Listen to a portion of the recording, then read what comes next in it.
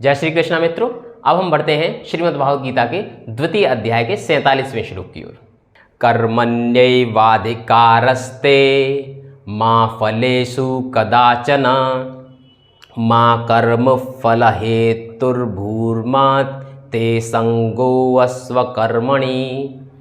अर्थात तुम्हें अपना कर्म जो कर्तव्य है वो करने का अधिकार है, किंतु कर्म के फलों के अधिकारी तुम नहीं हो। तुम न तो अभी अपने आप को कर्मों के फलों का कारण मानो और न ही कर्म करने में आसक्त हो। भगवान कहते हैं कि हमें कर्म करने में आसक्त नहीं होना चाहिए, क्योंकि वास्तव में तो तुम कर्म के कारण हो ही नहीं। तुम कर्म करने के या कर्तव्य करने के अधिकारी हो ही नहीं। अगर तुम फिर भी कर्म करते हो और ये मानते हो कि तुमने यह कर्म किया है, तो उसके फल की तुम्हें इच्छा बिल्कुल नहीं होनी चाहिए, बल्कि कर्म को कर देने के बाद मुझे समर्पित कर देना चाहिए।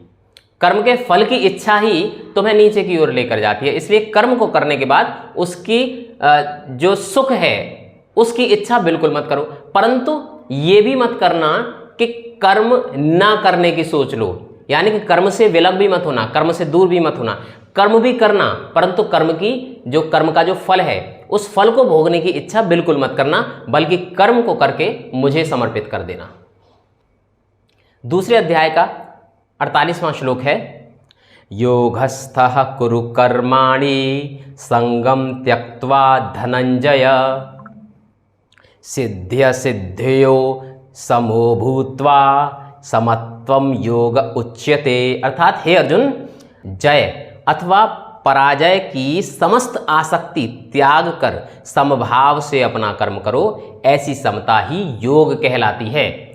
भगवान ने कर्म योग की परिभाषा देते हुए अर्जुन से कहा है कि जय और पराजय की बात तो अपने मन से निकाल दो कि तुम्हें विजय प्राप्त होगी इस युद्ध में या जय प्राप्त होगी या तुम्हें पराजय प्राप्त होगी। ये बात तो अपने मन से निकाल दो। और ये न सिर्फ अर्जुन के लिए, ये बल्कि सभी के लिए है कि हमें जब भी हम कोई कार्य कर रहे हैं, कोई प्रतियोगी परीक्षा में शामिल हो, तो हम अपने मन से ये तो निकाल दें कि आपको सफलता मिलेगी या फिर असफलता मिलेगी।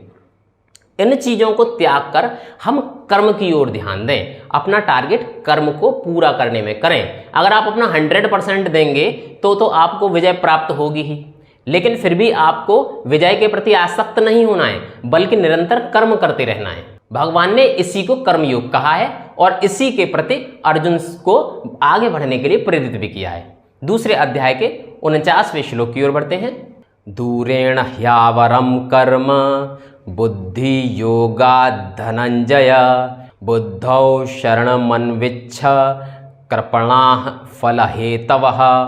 अर्थात हे धनंजय, भक्ति के द्वारा समस्त गर्हित कर्मों से दूर रहो और उसी भाव से भगवान की शरण ग्रहण करो। जो व्यक्ति अपने सकाम कर्म फलों को भोगना चाहते हैं वे कृपण हैं। भगवान कहते हैं कि अपनी भक्ति के द्वारा तुम अपनी इच्छाओं से दूर हो सकते हो। कृष्ण भावनामृत में अपना मन लगाओ और कर्मों के फल के प्रति आसक्ति बिल्कुल त्याग दो। इस तरह से तुम सदगति को जाओगे, इस तरह से तुम अच्छी गति की ओर जाओगे, अन्यथा तुम्हारी गति अच्छी नहीं होगी। अर्थात भगवान अर्जुन को कर्मों के फल के प्रति आसक्ति न करने के लिए प्रेरित करते हैं।